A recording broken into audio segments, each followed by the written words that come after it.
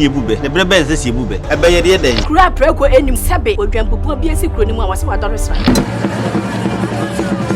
tanyini wantena fie ema aseduamfo blani pie frimantam behin se pin enye nkwande wa na ye sotro no wa ansa na odi asebe fita na no makode ebrensi am awotua ne nsem mojabumo ni hu bi duanani wie klaman wo ye sofo kra wo nye ye bi tontonte ye no sane ye fa NYANSAPO abone ntakra na mane ye kese na ntakra abone de fanyinam kwatere kwa mada woro ma ntuma ye fe ni din de seyin ni din de Obama akola wa no so pese otrimu osuma ense bratam the first ne honhon hia na America sa sebe ka ya twa ni mu nyame nai ebu afaso enye de ya twa ni mu twa nyame sebedi akone bakwen bodi atwede na se kofi nro ni ya aben ntime nyina ni mu ampata na wo ya